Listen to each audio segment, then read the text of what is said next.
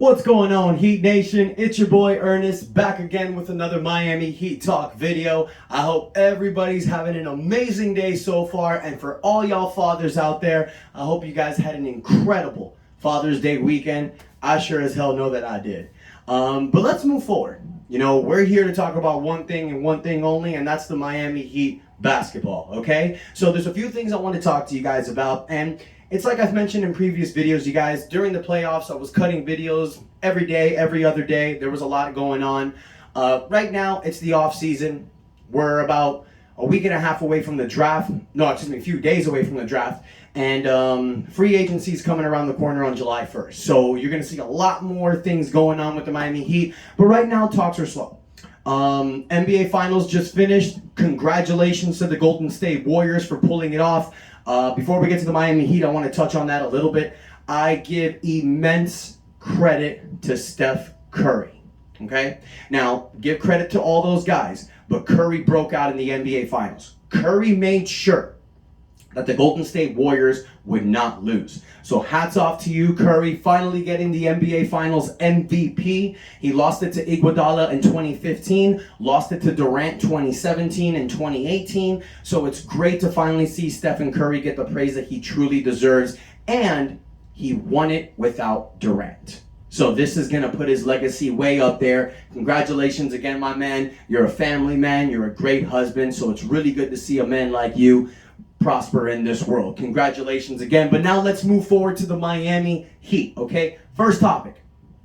As you guys heard yesterday, P.J. Tucker has officially opted out of his $7.4 million player option. So that makes P.J. Tucker an unrestricted free agent. So that means any team can go after P.J. Tucker. I don't think this necessarily means that he's leaving, okay? What this means is that P.J. Tucker, he signed with us in the offseason for almost $15 million for a 2-year contract, okay? He's 37 years old, going on 38 next year. Now, I'm sure like a lot of people don't really look into the small things, but what NBA players like to do is they like to have stability in their contracts. When you are 37 going on 38, it is very risky to play on a final year of a contract because you never know what's going to happen, okay? So what I think is going to happen is he opted out on a wink-wink, hush-hush type of deal. He's going to get a raise, which I feel he deserves. You know, last season, for the better part of the year, he was leading the NBA in three-point field percentages.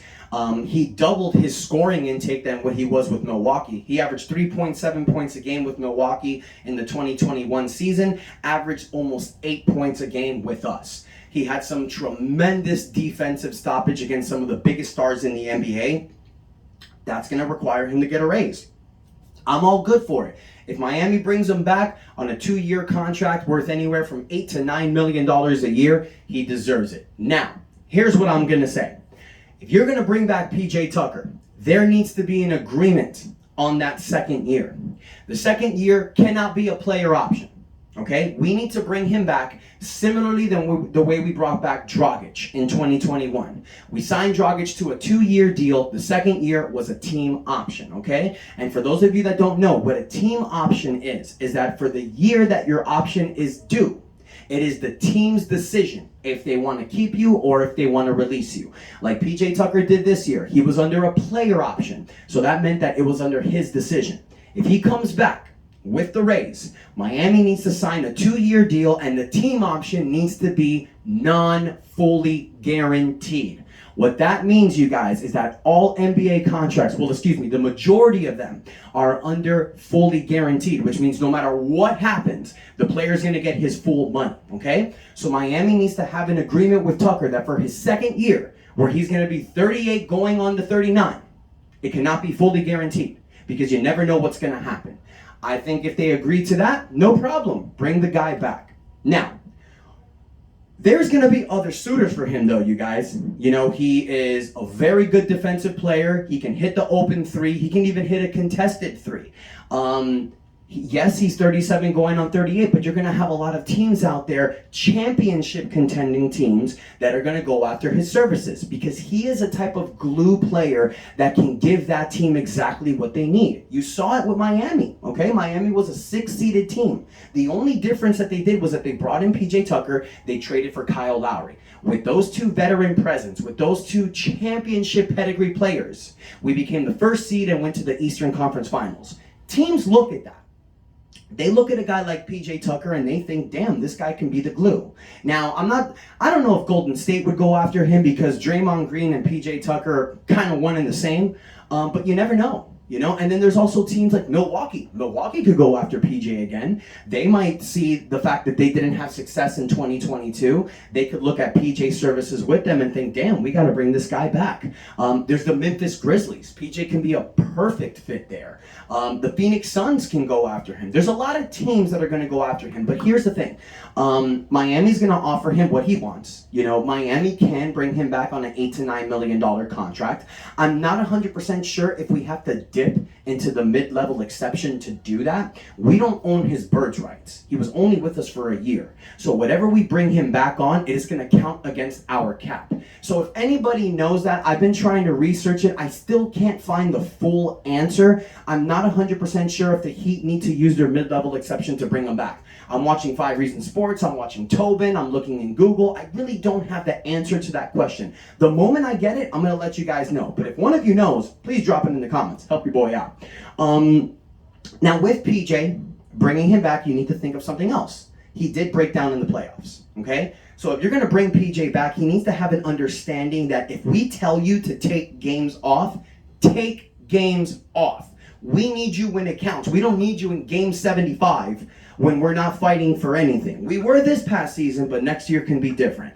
So PJ needs to understand that at his age, he can't play as hard as he always does. When he plays, go hard. But when we tell you to rest, it's for a reason, okay?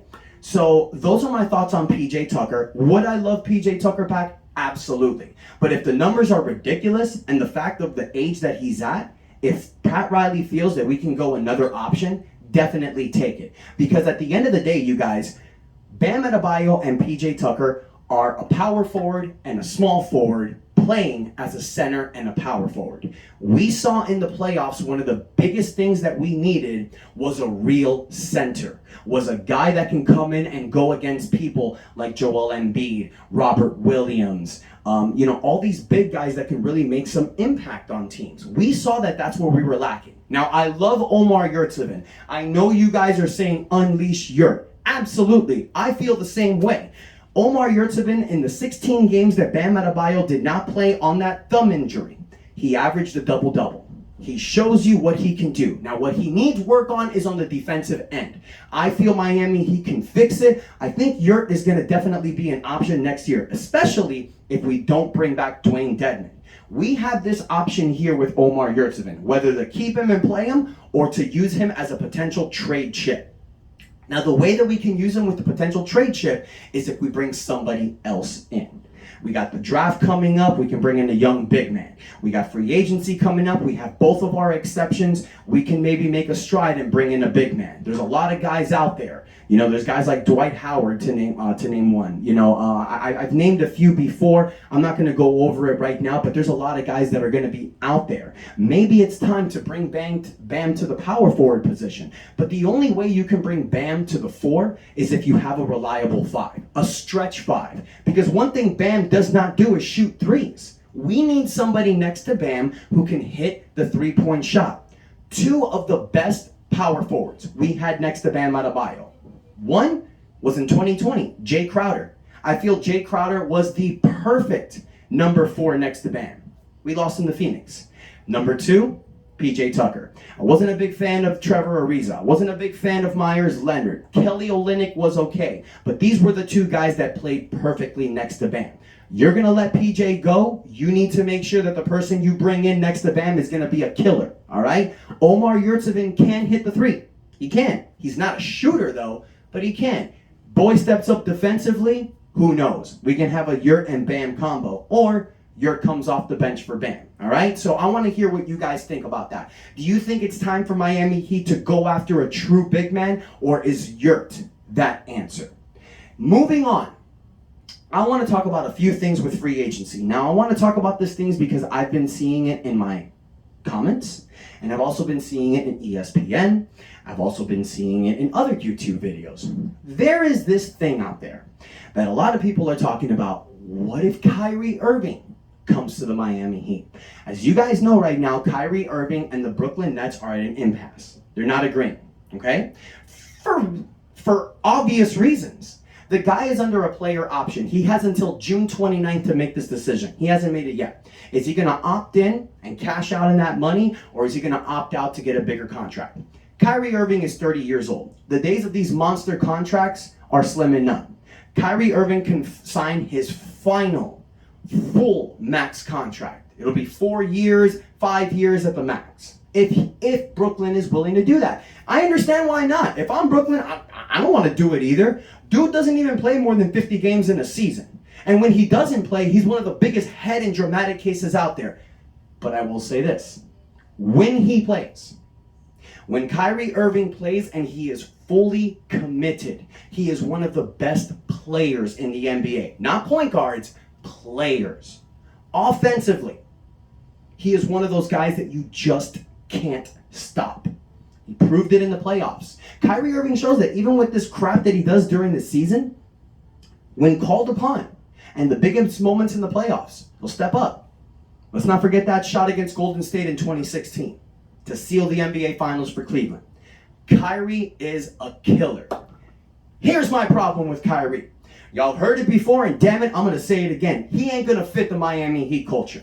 Okay? Now, I said he ain't gonna, but you never know. But here's why I say that. Dude likes to take time off. We ain't with that. Now, wherever he goes, you have to understand how he is. Every team that's taking Kyrie, they need to understand what type of guy he is. He's that guy.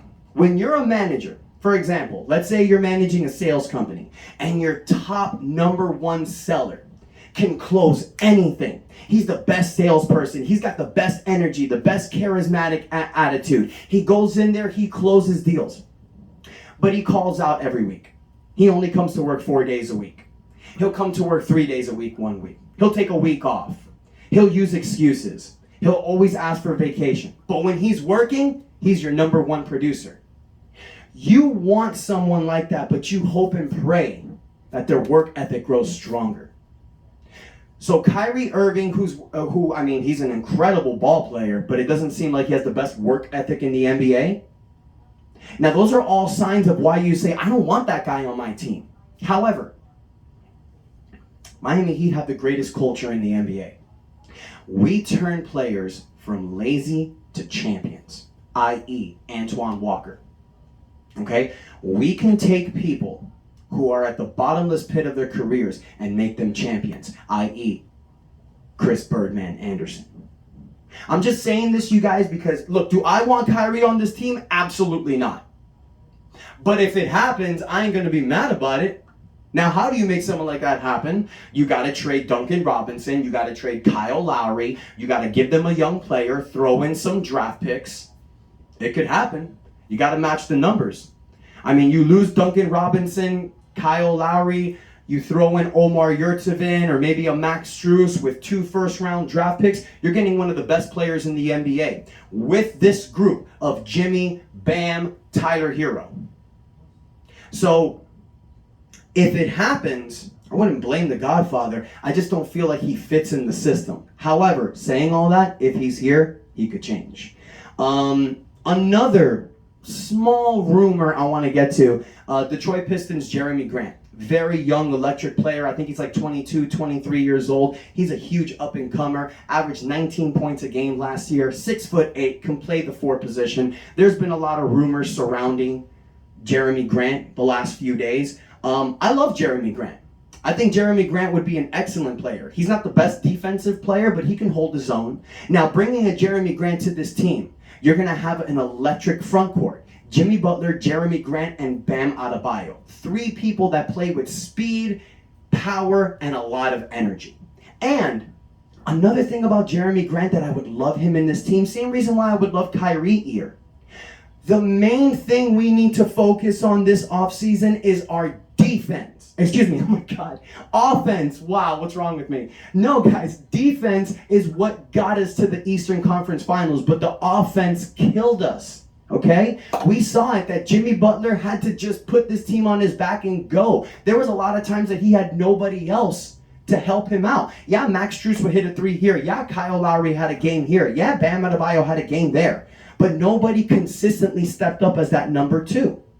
So if we can bring a guy like Jeremy Grant, who averages 19 points a game, who can get to the paint, finish his own way, who can create the ball with his hand, that's an option that the Miami Heat needs. We need a reliable number 2. Now that, of course, is Tyler Hero.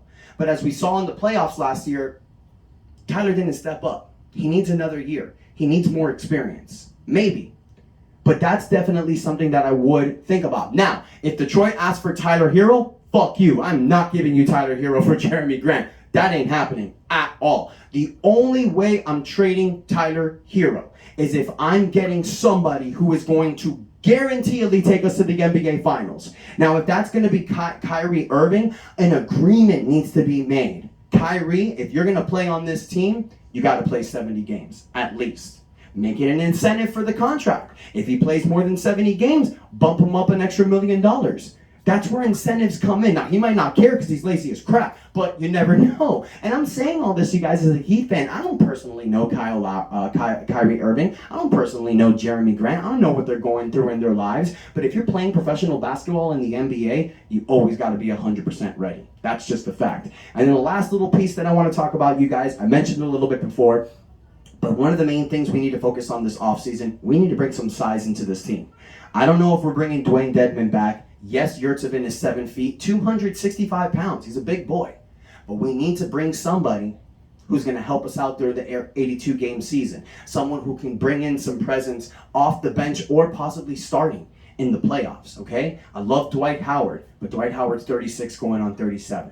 You need to look at other options out there. Now, we're going to cut it once free agency is getting closer. I'm going to cut more videos on who I think the Miami Heat need to get. But as of right now, let's see what we do with the draft because I want to see if the Heat are going to make a trade. If no trades are made and we got our draft pick, we know where we're going. We know what we could look at in the free agency period. But as of right now, I'm not going to make much recommendations because I don't know how our team's going to look right now. I need to see what happens in the draft. If the Heat make a trade, great. If they don't, great. We'll know where we're going to be at. So I want to hear from you guys. Let me know what you think. Do you think it's time to let go of P.J. Tucker, or do you think it's time to bring him back? Do you want Do you want Kyrie Irving to be traded to the Miami Heat? And if so, who would you be willing to give up for him? Tyler Hero or hell no? What do you guys think about getting a center in the team? Do you think Omar Yurtsevin is good enough, or do you think we need to bring somebody else in? And what about Jeremy Grant? Would you love to see Jeremy Grant here to have more of a fast-paced, up-tempo offense in this Miami Heat culture?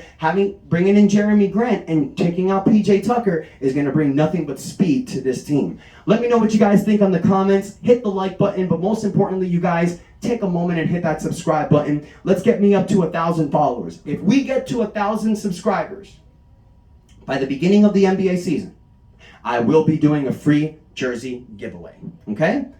One jersey is going to go out to one of you people free of charge.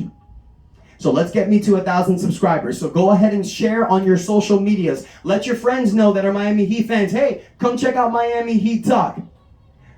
Next time on This Week in the Miami Heat, we're going to have some more information. We're going to talk about draft breakdowns, free agency breakdowns. But I want to thank you guys so much for the love and support. And until next time, it's your boy Ernest out, and that's enough said.